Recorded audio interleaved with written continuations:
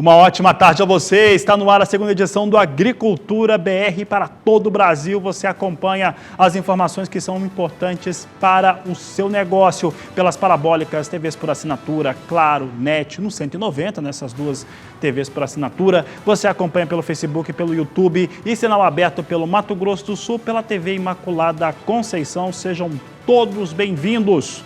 E na edição de hoje do Agricultura BR, eu trago em destaque a ministra Tereza Cristina, da Agricultura, evidentemente, em dois momentos importantes. Ela comentando a confirmação de que o Kuwait vai importar carne bovina do Brasil e também a participação dela em um importante evento sobre as safras no Brasil, que aconteceu na noite desta última quinta-feira.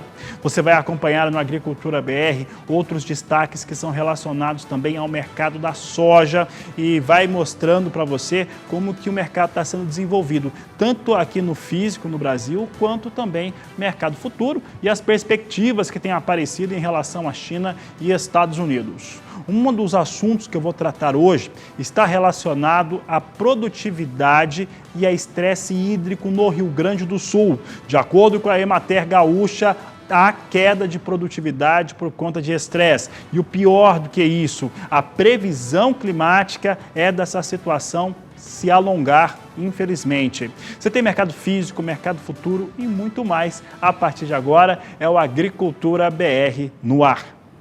E olha, a visita tanto dos representantes do Kuwait no Brasil e também aquela comitiva liderada pela ministra Tereza Cristina Correia da Costa em diversos países do Oriente Médio vão surtindo efeito mesmo, ainda bem. Olha só, dessa vez foi o Kuwait que confirmou que vai importar carne bovina do Brasil. Uma notícia muito boa, isso pulveriza, vai ajudando a pulverizar a entrada do produto brasileiro em diversos outros países, o que é extremamente positivo para toda a cadeia produtiva. O Kuwait é um país que tradicionalmente compra carne de frango do Brasil. Comprou carne de frango in natura no último ano. Chegou aí uma marca aí de cerca de 183 milhões de dólares em aquisição de carne de frango in natura no último ano. Em 2018, o Kuwait fez algumas aquisições, como a carne de frango industrializada, comprou café verde, comprou café também solúvel, fez aquisição de laranja, entre outros produtos, por exemplo, carne de pato in natura aqui do Brasil. A expectativa agora é que as exportações de carne bovina brasileira para o Kuwait comecem e isso é sempre positivo para o setor. Quem comentou sobre o assunto, evidentemente, foi a ministra da Agricultura, Tereza Cristina Correia da Costa, comentou nas redes sociais e enviou para nós, é o que você acompanha agora. Amigos, minhas amigas, hoje mais uma boa notícia de abertura de mais um mercado para a carne bovina brasileira. O Kuwait, país que estivemos visitando em setembro, e que iniciamos essa conversação e hoje veio a boa notícia de mais um mercado para a carne bovina brasileira. Um grande abraço a todos vocês. Eu sigo falando a respeito de carnes agora e vou trazer agora em destaque uma informação que vem da China, que foi enviada para a imprensa na manhã de hoje, na madrugada de hoje, em torno da mecanização na criação de animais. O que a China está fazendo? Ela tem uma meta de até 2025 trazer a mecanização para toda a área de produção de pecuária chinesa. O que significa isso? Que as áreas de produção, elas passam a ser mecanizadas para a produção de frangos, para a produção de suínos, para a produção de leite a partir de bovinos e também de bovinos de corte. As metas chinesas são bastante ambiciosas. Os números apontam aqui para mais de 80% de mecanização na pecuária leiteira. A China tem aquela tradição de criação de fundo de quintal. Agora, os chineses, o governo chinês, quer mecanizar essa função. Um outro fator é a mecanização na produção de ovos, por exemplo, que deve chegar até 25%, de acordo com os dados que foram divulgados pelo governo da China nesta madrugada.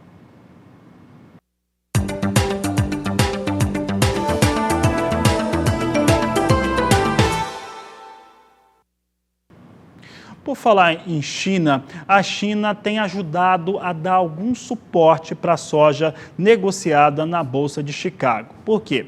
Vai se aproximando do dia 15, né? A partir de amanhã, teoricamente, nós teríamos aí aquelas tarifas entre chineses e norte-americanos caindo ou reduzindo bastante. E isso traz uma expectativa boa para o mercado. Somado a isso, houve alguma participação. Aqui na nossa avaliação foi uma participação pequena de compras de soja norte-americana pelos chineses. Mas, de fato, como trazíamos no relatório de vendas e exportações do Departamento de Agricultura dos Estados Unidos, aconteceu. Vamos dar uma olhada agora como é que o mercado se comporta nesta sexta-feira. É o que você confere conosco. Vamos ver se esse dia 15 mesmo vai fazer muita diferença. Nós estamos aqui com alguma operação em alta. Apesar de ser uma alta muito próxima à estabilidade, é importante que se diga, esse é o terceiro dia. Se fechasse agora, se acabasse agora, nesse momento, fechasse o mercado, nós teríamos pelo terceiro dia consecutivo, pelo menos, a soja sendo negociada em alta na Bolsa de Chicago por conta do efeito China. Veja só como que a posição de março é negociada. $8,97 mais 6 por bushel. Maio, $9,07 o bushel. Julho, $9,19 o bushel. E a posição de agosto, a $9,22 mais 6 por bushel. Negócios hoje com soja em Chicago, mais uma vez em elevação. O dólar subia durante essa semana, tivemos aí um viés para o dólar vindo em alta. Vamos saber como é que a moeda norte-americana se comporta neste momento. Está sendo cada vez mais difícil prever o dólar. Hoje o dólar vai caindo de novo, 0,59% de queda, quase 0,6% de queda. Dólar vindo para R$ 4,30 mais 9, a moeda norte-americana vindo com queda no dia de hoje, mantendo o piso de 4,30, está quase 4,31, mas vai mantendo aí na marca de R$ 4,30. Acima disso, o câmbio continua elevado para o dólar comercial. E é sobre moeda, sobre comportamento do mercado financeiro, que eu converso agora com Sara Kirchhoff. Ela está nos nossos estúdios em São Paulo, na sede da BBM. Sara, boa tarde, seja bem-vinda. Dólar, apesar da queda que vai apresentando, permanece, né, com muita robustez e não tem muita previsão, né, não existe previsão do dólar ficar mais fraco. Boa tarde, seja bem-vinda. Muito obrigada, Fabiano. Boa tarde para você, boa tarde a todos. Pois é, né? Parece que o dólar, ele realmente conseguiu se acomodar aí nessa casa dos R$ 4,30, que foi o que a gente viu aí ao longo de toda a semana, com uma sequência de recordes históricos para a moeda norte-americana frente ao nosso real brasileiro. Claro, como a gente sempre destaca, são recordes nominais e eles não consideram a inflação. Se considerasse a inflação, o valor deveria estar mais do que o dobro desse que a gente está vendo, né? Mas ainda assim, o dólar está muito alto, num patamar que nunca antes foi visto, e ele, apesar dessa queda de hoje, né, como a gente destacou, durante a semana foram vários recordes e o Banco Central está atuando. Aí o mercado estava esperando uma intervenção por parte do Banco Central e ontem a instituição financeira ofertou aí 13 mil contratos dos chamados swaps cambiais e hoje então tem a promessa de fazer mais um leilão de até 20 mil contratos de swap cambial tradicional, no equivalente a $1 bilhão em oferta líquida desses ativos, que é nada mais nada menos que colocar dólar no mercado aqui no Brasil para ver se a moeda baixa ou pelo menos se diminui essa volatilidade que a gente tem visto ao longo dos últimos dias. Hoje, basicamente, dois principais fatores estão impactando aí no mercado financeiro. Um deles é em relação ao coronavírus da China, que aí o cenário é um pouquinho mais otimista hoje do que a gente viu ontem, e o outro foi a divulgação do chamado IBC-BR por parte do Banco Central, que mostrou dados econômicos mais fracos no fim de 2019, o que acaba esfriando os negócios por aqui e justifica uma desvalorização do Ibovespa, o principal índice da Bolsa de Valores de São Paulo. Em relação ao coronavírus, que começou lá na China, houve uma nova contagem aí por parte em relação ao número de mortos, mostrando que a contagem foi duplicada de alguns casos, 108 casos então a menos do número que foi divulgado anteriormente, referente ao número de mortos pelo coronavírus. Agora o número seria 1.380 mortes, então mais de 100 mortes aí de diferença nessa contagem por causa dessa duplicação aí, e isso de certa forma acaba deixando o mercado um pouco mais tranquilo, embora os casos ainda não estejam controlados e a disseminação do vírus ainda está acontecendo, né? Ainda não foi contida, não apareceu nenhuma vacina, que deve demorar ainda de fato para aparecer, mas ainda assim números mais baixos daqueles divulgados anteriormente. Agora aqui no Brasil, como eu falei, né? Divulgação do IBC-BR, que é o Índice de Atividade Econômica do Banco Central, e acaba sendo um sinalizador do PIB, Produto Interno Bruto, soma de todos os bens e serviços. Como eu falei, os dados do IBC-BR mostraram uma queda no mês de dezembro, na economia, dezembro de 2019, de 0,27% e um avanço da economia de 0,89% nos 12 meses do ano de 2019. O mercado esperava que os dados fossem um pouco mais otimistas e isso, claro, que acaba influenciando diretamente nos negócios, especialmente quando a gente está falando em bolsa. Então, nesse momento, o índice Bovespa, principal índice da Bolsa de Valores de São Paulo, tem uma queda de 0,83%, está em 114.706 pontos, então, Ibovespa nesta sexta-feira. E hoje também em um evento fechado aqui em São Paulo, o presidente do Banco Central, Roberto Campos Neto, ele falou sobre a questão do coronavírus e ele disse que os impactos econômicos ainda são muito incertos, evidentemente, e que a avaliação dos agentes de mercado sobre as repercussões para a economia brasileira varia consideravelmente, oscilando no momento de uma redução de 0,1 ponto percentual, a queda de 0,4 ponto percentual do Produto Interno Bruto brasileiro. O caso, como a gente falou, os casos continuam se alastrando, então os números ainda são muito incertos, né? Até em relação à própria economia da China.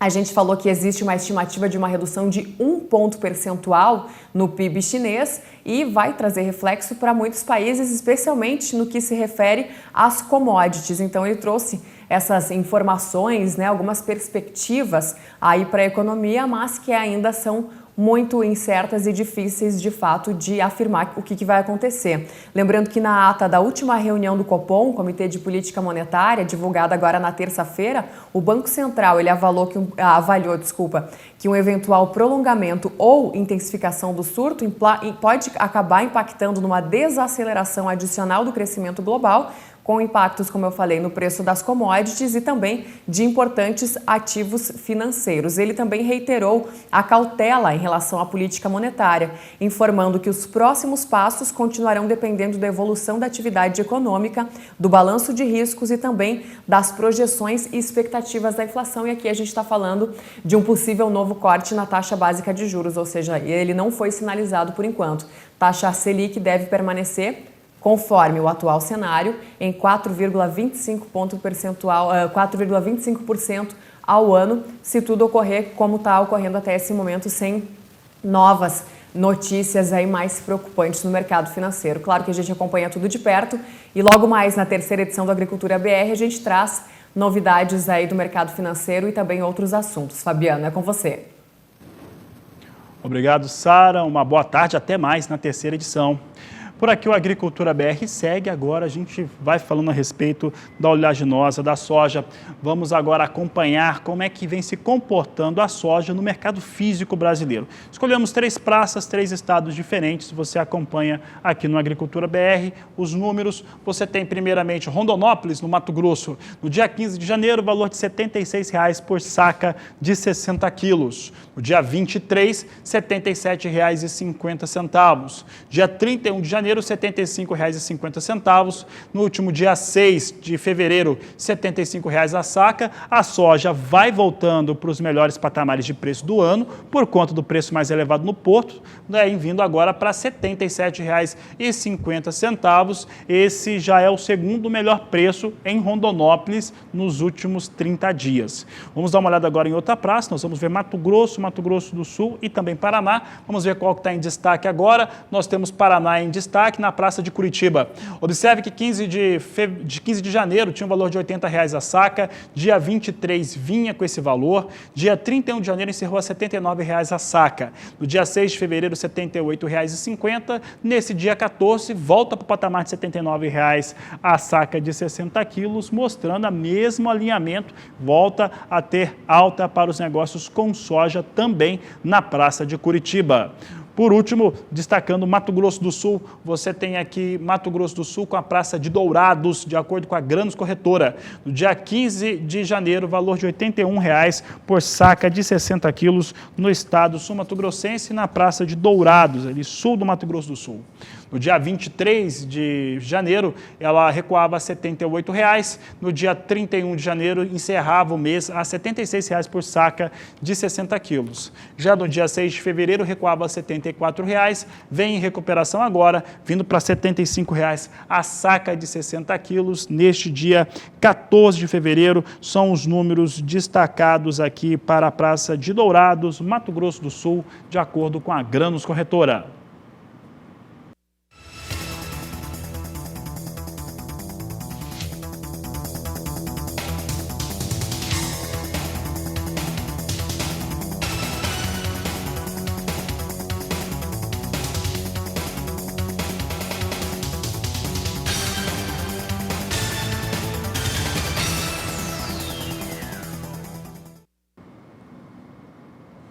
Vou trazer agora um destaque da Emater do Rio Grande do Sul. De acordo com a empresa de assistência técnica rural gaúcha, no Rio Grande do Sul, a soja vem com bom desenvolvimento. Entretanto, está havendo uma restrição hídrica e essa restrição deve impactar de maneira negativa na produtividade da soja gaúcha, o que é um grande problema. Lá no Rio Grande do Sul, por enquanto, 5% das áreas estão em condições de colheita. Vamos dar uma olhada agora como é que a Emater classificou as áreas de produção. Você vê aqui lá em cima, 5% está pronto para colher, 12% se encontram em fase de desenvolvimento vegetativo, 32% em floração e 51% em enchimento de grão. Por que a Emater está falando da produtividade? Só manter um gráfico aqui um pouco. Ali, o produtor de soja sabe disso muito bem, é uma fase muito crítica, fase de enchimento, tendo uma restrição hídrica, aí há problemas de produtividade. É algo que o produtor gaúcho, neste momento, já trabalha, boa parte do estado já trabalha com essa possibilidade.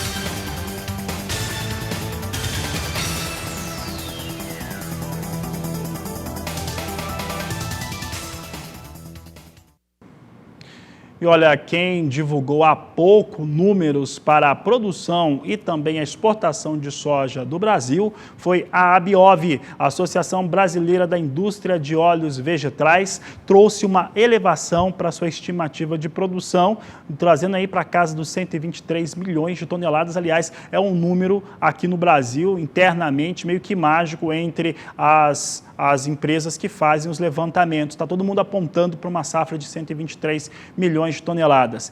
Contudo, a ABIOV, ela reduziu a sua estimativa de exportação aqui através das tradings brasileiras. Ela alega para cair na marca ali de cerca de 75 milhões de toneladas, agora para 73 milhões, um pouco mais que isso. Ela alega já os efeitos que devem ocorrer do acordo parcial e inicial entre China e Estados Unidos. Vou mostrar os números que fica mais fácil para o produtor rural em casa acompanhar. Nós trazemos aqui destaques relacionados à produção e também à exportação. De acordo com a ABIOV, a produção brasileira vai ser de 123 milhões e 700 mil toneladas de soja. Isso representa uma elevação de 0,7% frente aos números apresentados em janeiro. Já a exportação, a ABIOV recuou em 1,5 milhão de toneladas a sua estimativa. No mês passado, a ABIOV acreditava que o Brasil, ou as tradings que operam no Brasil, elas exportariam 75 milhões de toneladas da oleaginosa e agora acreditam em 73 milhões e 500 mil toneladas, uma queda significativa em relação ao que estava sendo expresso para as exportações do país.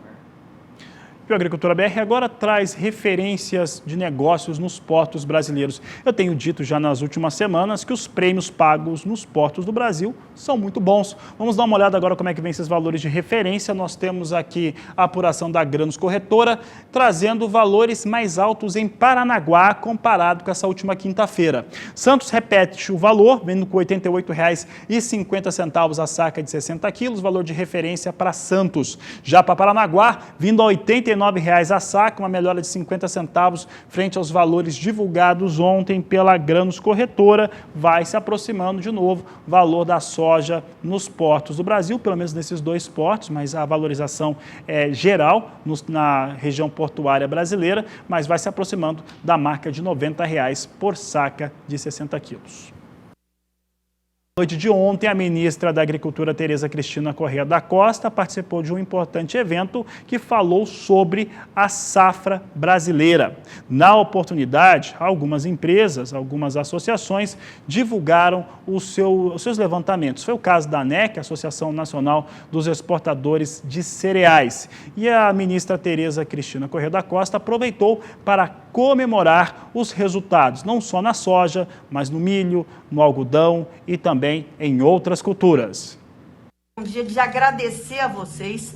Nós estamos trabalhando muito para modernizar, para deixar o Ministério mais ágil, para que ele esteja inserido aí nas mais altas tecnologias que a nossa agricultura de ponta vive. Eu tenho um desafio que eu já disse a vocês, que é fazer... Hoje o Ministério da Agricultura é um só.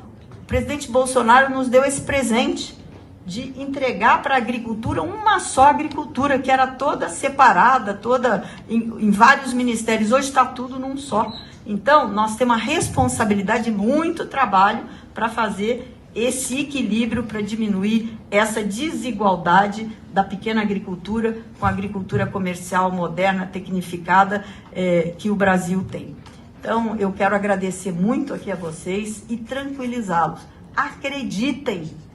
Eu sei que os senhores acreditam que nós temos aí essa grande safra, independente de tudo, mas vamos acreditar mais, vamos ousar mais, vamos buscar mais mercados, vamos diversificar a nossa pauta. Nós temos que saber vender muito bem todo esse trabalho que o agricultor brasileiro faz, né, que nós todos juntos fazemos no algodão, no açúcar, na soja, no milho.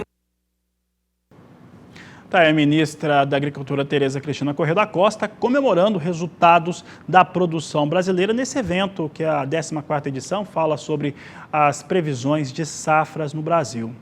Mas agora eu vou aproveitar para trazer os números da ANEC, você viu ali escrito, né? A ANEC traz aí resultados e estimativas da própria associação para as exportações brasileiras de soja e de milho. A ANEC ela foi um pouco mais contida nas exportações de soja, mas afirma que as exportações de milho serão mais altas do que as que estão sendo previstas pela Conab. Então você confere na tela comigo, dá uma olhada aqui comigo em tela como é que vem a estimativa da ANEC para as exportações do Brasil. Soja, eles acreditam em 72 milhões de toneladas, enquanto que milho, eles estão crendo num embarque de 40 milhões de toneladas do cereal. São os números que eu destaco aqui no Agricultura BR, de acordo com a Associação Nacional dos Exportadores de Cereais e, claro, também junto ao Ministério da Agricultura, através da titular Tereza Cristina Corrêa da Costa. E no próximo bloco do Agricultura BR, eu vou trazer para você informações a respeito do mercado do milho, mercado local, também internacional, e você vai ver uma reportagem muito interessante que mostra como que a rotação de culturas traz grandes resultados para o produtor brasileiro. Eu volto já. E um dia de campo no interior do estado de Mato Grosso do Sul abordou um elemento que é extremamente importante para a saúde do solo e para a produtividade das culturas. É o processo de rotação entre elas.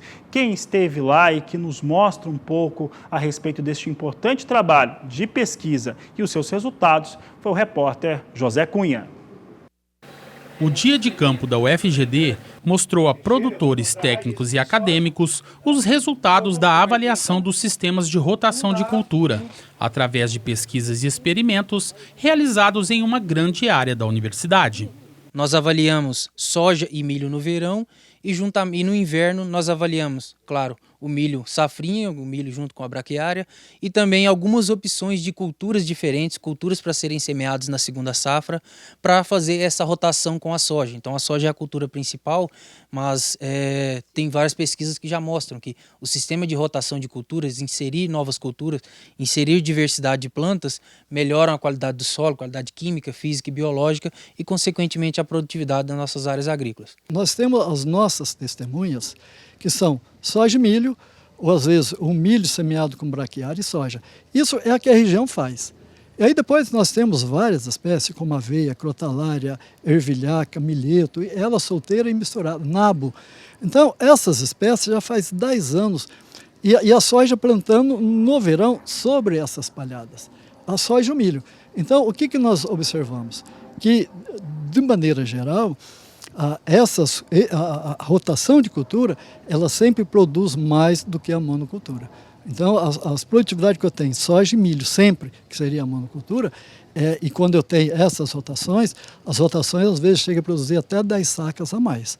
Ainda segundo eles, algumas questões importantes precisam ser levadas em consideração na tomada de decisão sobre qual a melhor opção de cobertura para uma determinada área.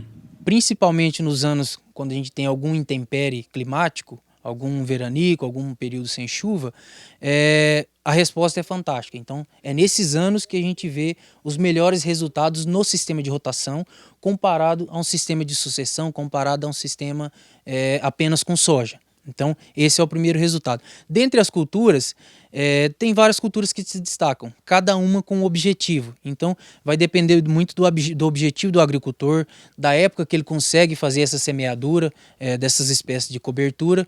Então, varia bastante, porque nós temos leguminosas, temos gramíneas, temos algumas misturas de espécies, então, cada uma indicada para uma condição. Esse ano, por exemplo, é um ano que o plantio de soja foi atrasado pelas questões climáticas. Então, vai ter muitas áreas que o risco para plantar milho safrinha é grande. E o produtor ele vai medir, se eu não plantar milho safrinha, o que eu vou plantar? Deixar a área em pousio? Não. Eu vou criar mato, vou piorar o que eu tenho. Há 10 anos, a universidade implantou esse campo de pesquisas que é referência no experimento da rotação de cultura e plantio direto. Os resultados apresentados hoje demonstram a evolução e a importância dos cuidados com o solo, que influenciam e muito nos índices de produtividade. Quando nós falamos de sistemas de produção, muda também não só o dia a dia da propriedade, mas muda também como fazer as contas, né? Porque, na verdade, uma cultura beneficia a outra cultura. Então, como considerar isso naquela análise de custos tradicional que o produtor faz? Ele tem que, então, também alterar essa forma de contabilizar as coisas, né?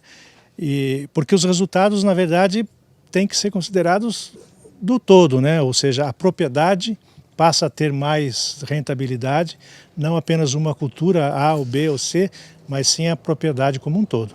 De Dourados, Mato Grosso do Sul, José Cunha.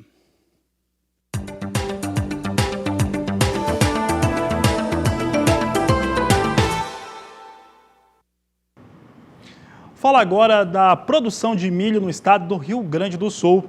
E de acordo com o boletim da Emater Gaúcha, por lá já está bastante adiantada a colheita do milho, que vai chegando a 43%, de acordo com os dados do órgão estadual do Rio Grande do Sul. Na avaliação da Emater, vem com bom desempenho as áreas com a produção de milho no estado do Rio Grande do Sul, inclusive com bons índices de produtividade.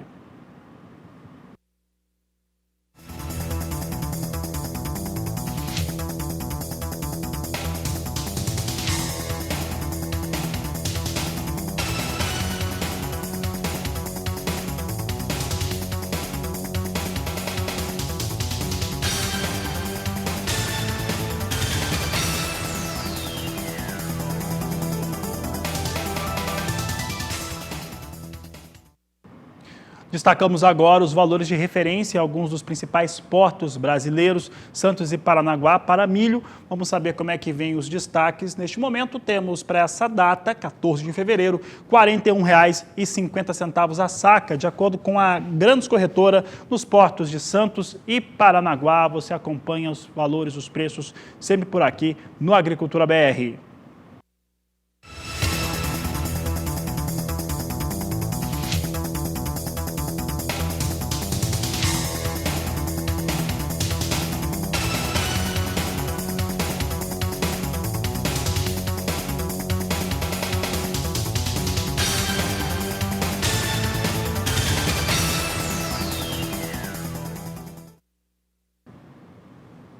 E o Agricultura BR traz em destaque agora o lançamento oficial da colheita da soja no estado de Mato Grosso do Sul, assim como, aí com a expectativa, já está aparecendo na sua tela, são quase 10 milhões de toneladas. Aqui internamente a gente acredita que Mato Grosso do Sul vai bater a marca de 10 milhões de toneladas, assim como a expectativa para o cultivo do milho de segunda safra em Mato Grosso do Sul.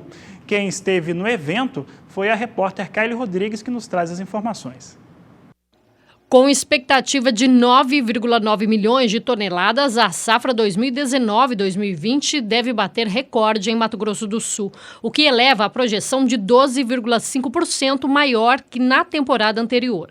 De acordo com os números da ProSoja MS, a expectativa é ultrapassar os 52 sacas por hectare. As próximas 2 semanas são cruciais para a gente definir essa produtividade, uma estimativa mais concreta da produtividade de soja no Mato Grosso do Sul. A gente espera ultrapassar os 52 sacos, batendo aí o recorde de 56 sacos que foi sem ser na safra retrasada na outra. A gente teve uma produção de 56 sacos por hectare, porém essa safra a gente está com 6% a mais de área.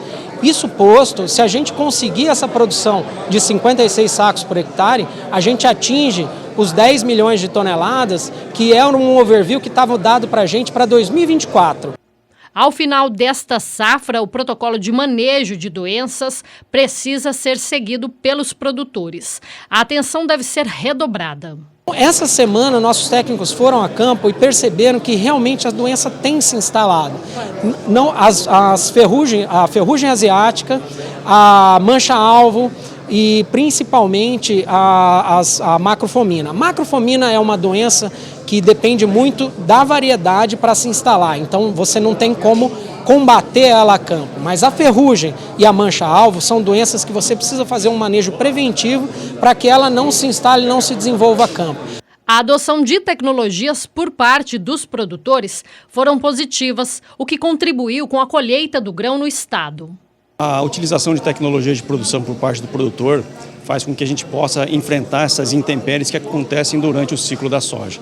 E aí a nossa crença, a partir disso, de que nós teremos sim números recordes de produção aqui no estado de Mato Grosso do Sul, com motivos para comemoração, exatamente para demonstrar que Mato Grosso do Sul, além de produzir bem, produz com uma grande capacidade tecnológica e de adoção de instrumentos que fazem com que a gente tenha, além de produção, sustentabilidade. A falta de chuva atrapalhou a semeadura da soja. A seca severa foi considerada a mais cruel dos últimos 5 anos. Mesmo assim, a colheita da soja aqui no estado segue positiva.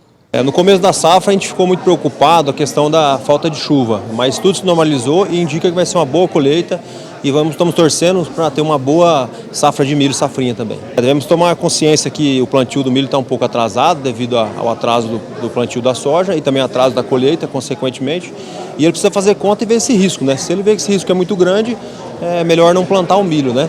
E o produtor que consegue amenizar esse risco com uma boa safra de soja, questão financeira, ele vai plantar o milho e deve ter uma boa colheita também.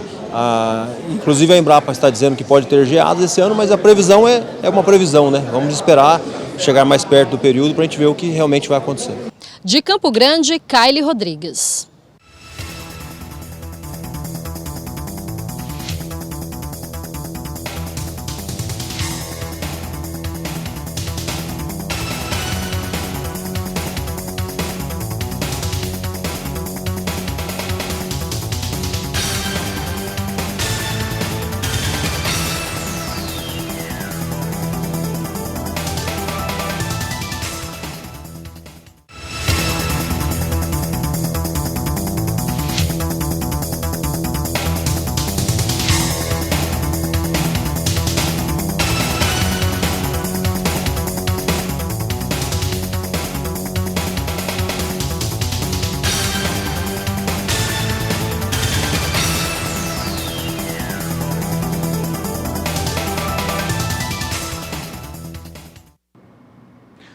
Vamos dar uma olhada agora como é que vem os negócios com milho em Chicago, né? Negociação internacional para o cereal. Posições aqui hoje vindo na estabilidade para Chicago, março a $3,80 o bushel para o milho, maio $3,84, julho $3,88 o bushel, setembro $3,86 mais 2 por bushel. São os negócios que destacamos aqui para milho em Chicago. A Agricultura BR vai para mais um rápido intervalo comercial. Daqui a pouco você tem informações importantes para o seu negócio, principalmente relacionado a quem está fazendo comercialização de produtos. Eu volto já. A Agricultura BR agora traz em destaque para você o mercado do café.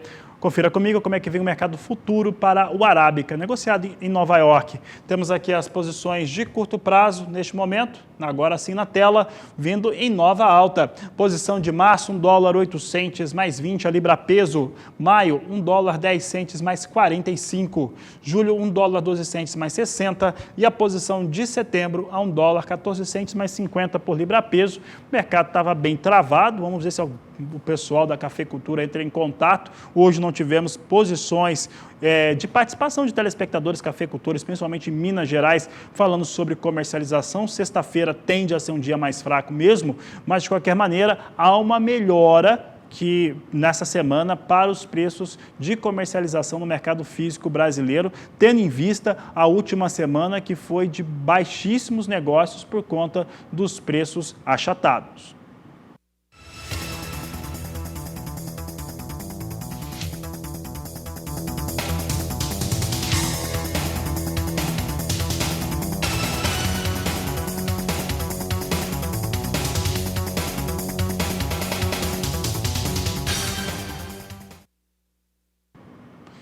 A Agricultura BR agora traz o mercado futuro do café robusta, negociado na Bolsa de Londres. Temos aqui Londres negociando a tonelada do café robusta em dólares, trazendo aqui uma alta para a posição de março, vai aumentando mais de 0,5%, 0,53% de alta. Com isso, retoma o piso de $1.300. Neste momento, negociada a $1.308 a tonelada. Maio, alta de 0,52%, $1.324. Julho, $1.343 a tonelada, uma alta de 0,74%. Enquanto setembro, elevação de 0,73%, alta de $1.359 para o café robusta, referência para o Conilon no Brasil.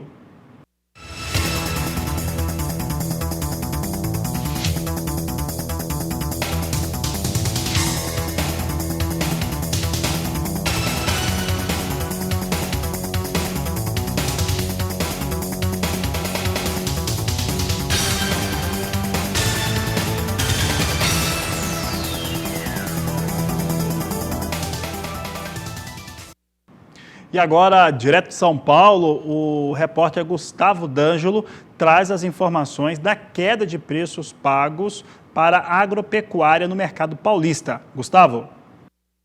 O IQPR, índice que mede a variação dos preços recebidos pelos produtores paulistas, fechou o mês de janeiro com queda de 0,44% em relação a dezembro do ano passado.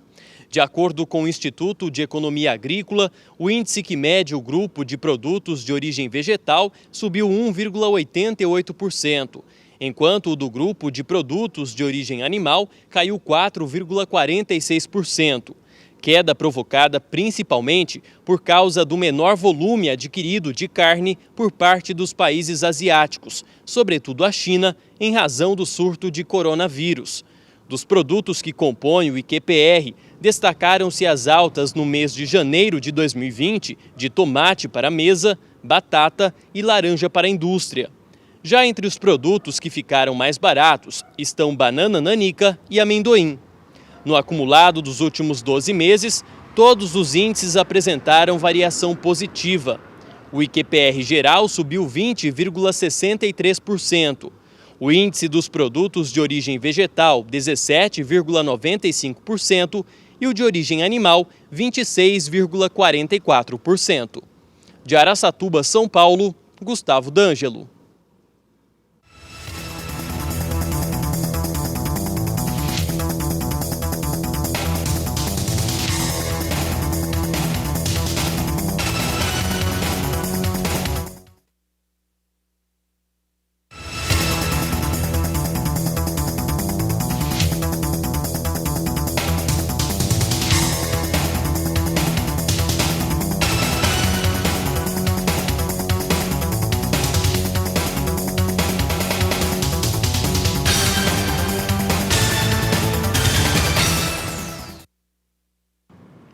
Canal do Boi Fazendas traz agora uma outra oportunidade para investidores.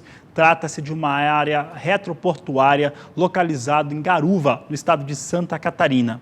Olha, a estratégia de localização dela é tão boa que num parâmetro de 90 quilômetros consegue atingir até 5 portos brasileiros. Portanto, aí uma grande oportunidade para investidores. E é o que você vai conferir agora na reportagem de Vinícius Souza.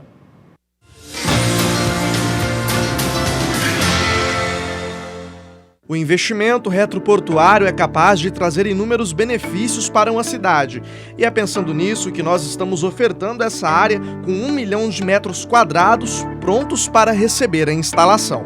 Essa área aqui, ela foi de uma área rural, foi transformada em área retroportuária, inclusive a pioneira aqui do nosso município, onde o comprador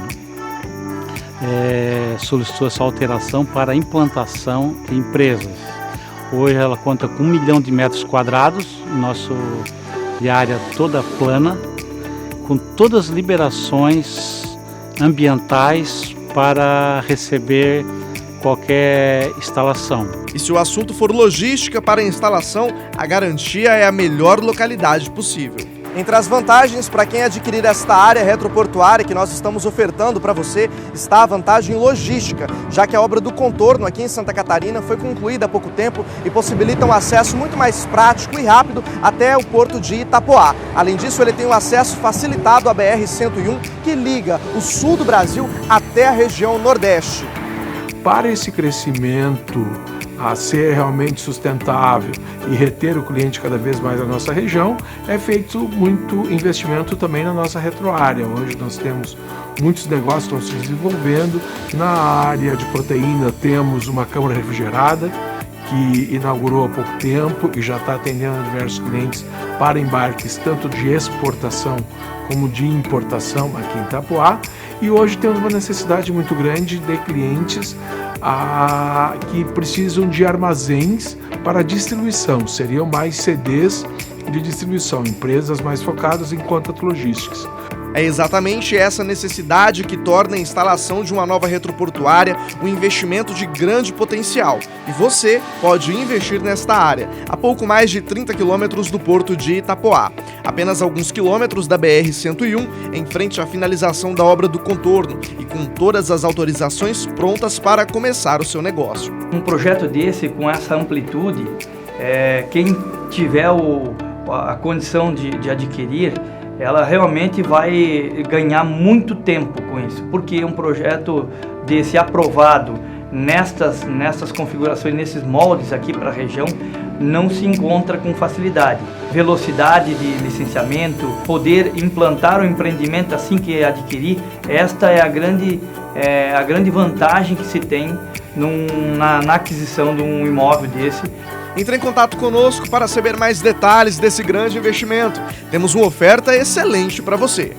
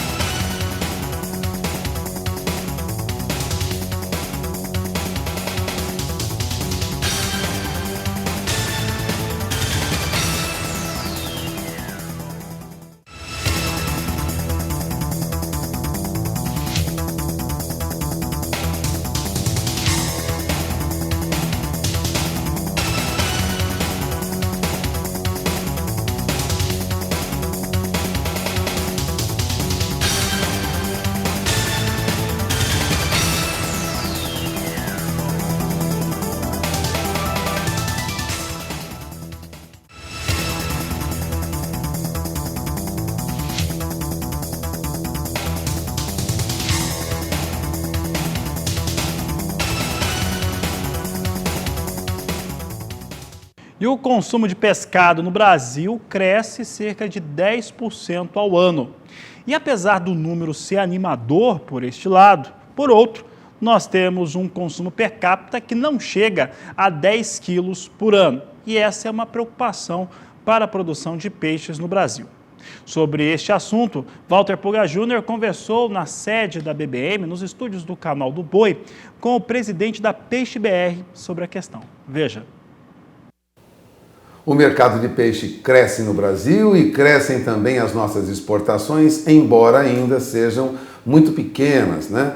O Brasil não tem como tradição exportar peixe. Mas eu tenho aqui ao meu lado Francisco Medeiros, presidente da Peixe BR, diretor executivo da Peixe BR, que vai explicar por que o peixe ainda patina no mercado brasileiro.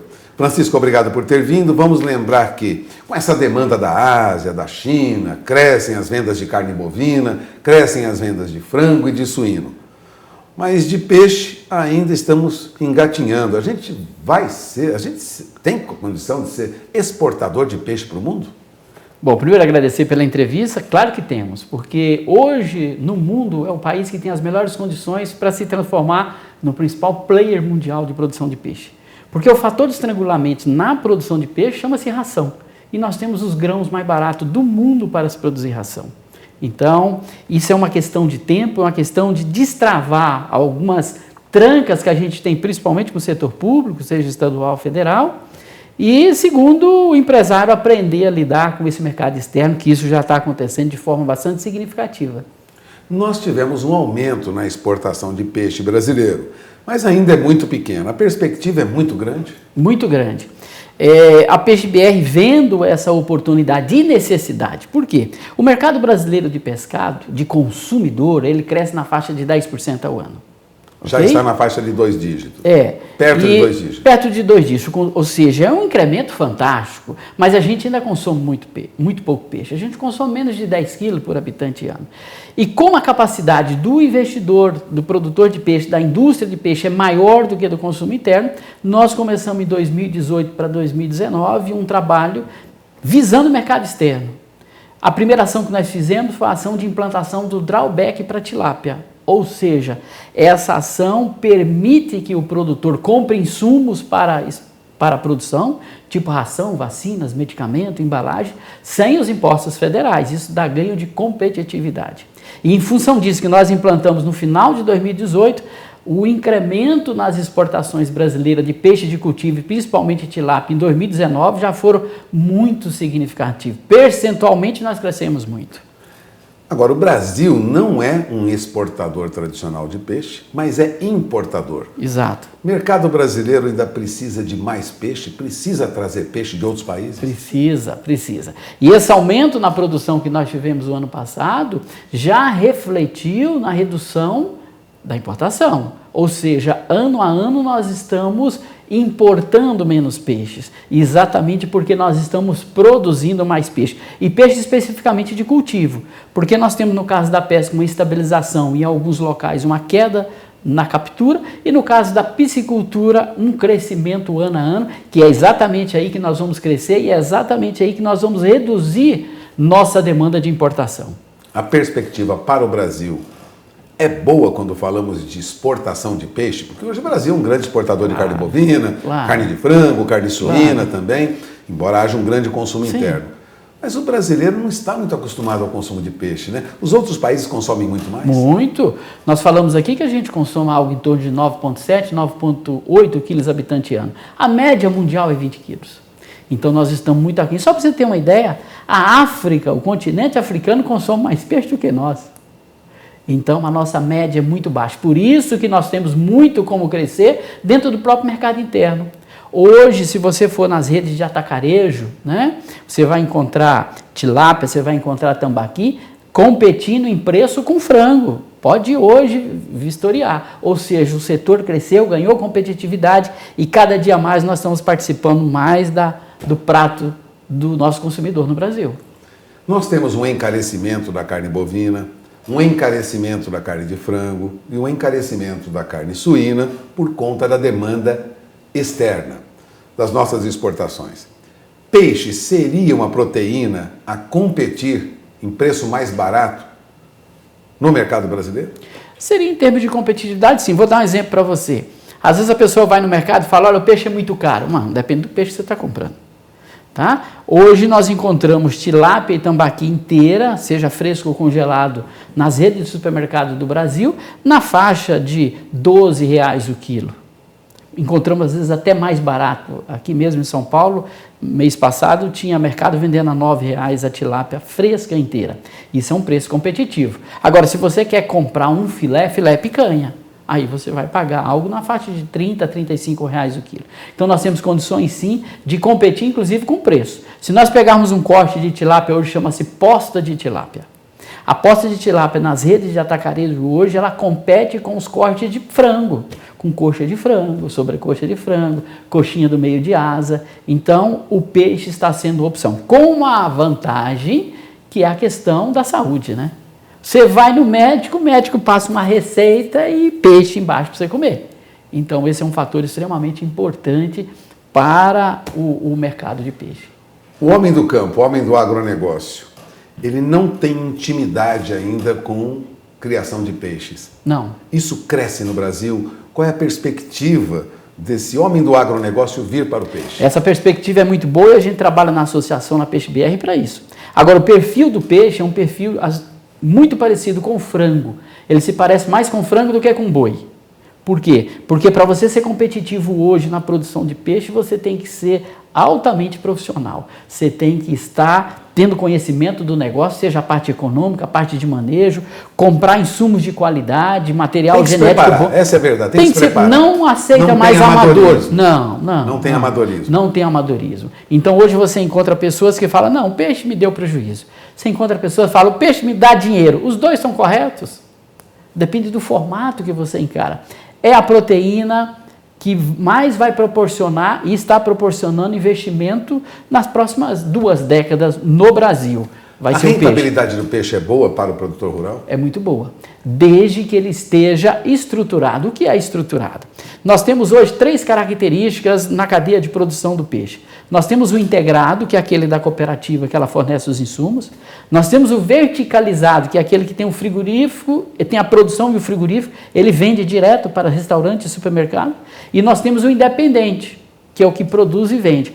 Esse independente hoje, independente de que ele se for pequeno, médio ou grande, ele necessita verticalizar ou se integrar, porque o integrado e o verticalizado está se tornando muito competitivo no mercado.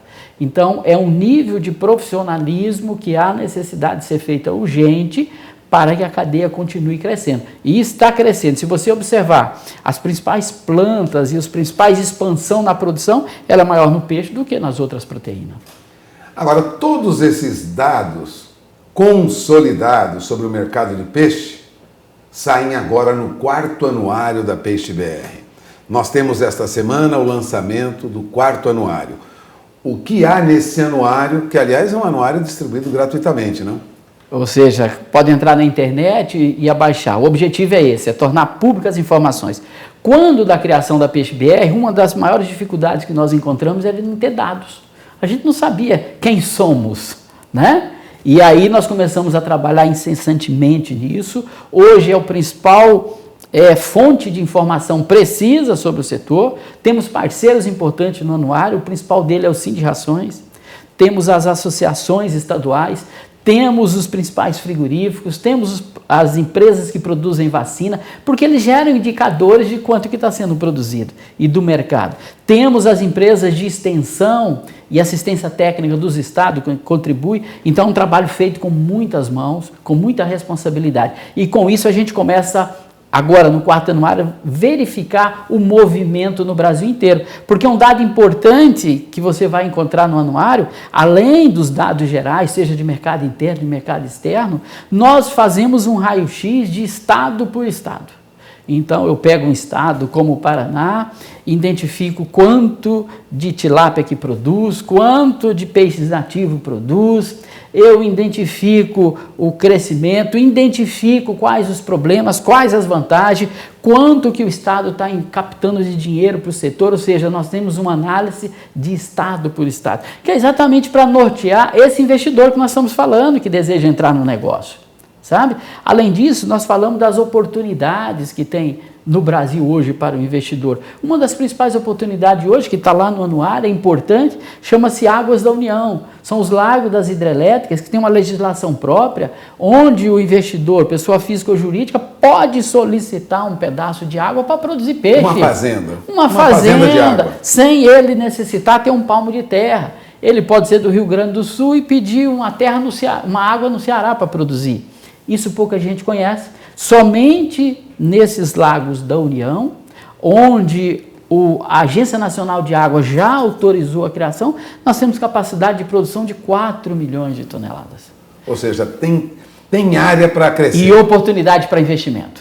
Bom, você acaba de ouvir Francisco Medeiros, diretor executivo da Peixe BR. O anuário sai e os dados estão consolidados neste 4º anuário da Peixe BR sobre o mercado de peixe como um todo, perspectivas e o avanço no Brasil. Detalhes você tem no anuário. Agradeço sua presença aqui. Voltamos com vocês em Campo Grande.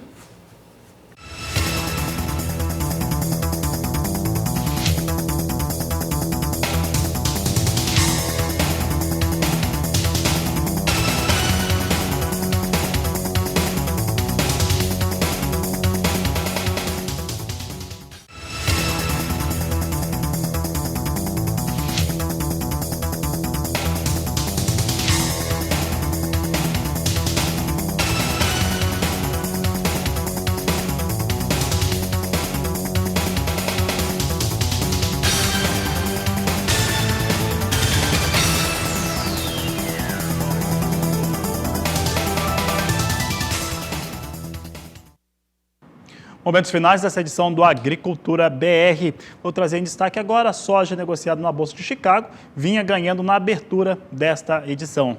Você confere as posições de curto prazo comigo, seguem em alta, uma alta leve, próxima à estabilidade, mas em campo positivo. Nós temos a posição de março a $8,98 por bushel. Posição de maio, negociada agora $9,06 mais 6 o bushel. Julho, $9,18 mais 4. Agosto, $9,22 mais 2 por bushel. Quem vinha caindo no dia de hoje, mas mantendo um patamar elevado em relação aos negócios, é o dólar comercial. Vinha perdendo cerca de 0,5%. Vamos saber como é que vem a moeda norte-americana. Nós temos dólar comercial a R$ 4,31. Neste momento, queda de 0,58%. E olha, as informações do IMET, uma informação importante para o pessoal do Rio Grande do Sul. O pessoal já deve estar recebendo as informações aí através do serviço que existe da Defesa Civil, mas existe a probabilidade de chuvas de 50 a 100 milímetros na região leste do estado do Rio Grande do Sul, o que anima um pouco os produtores dessa região. A questão é que essas chuvas elas vão acontecer de uma maneira não estável, ela vai acontecer em algumas áreas, o que pode atingir beneficamente áreas de produção, enquanto outras não. Ainda não tem nenhuma expectativa de irregularidades de chuvas no Rio Grande do Sul.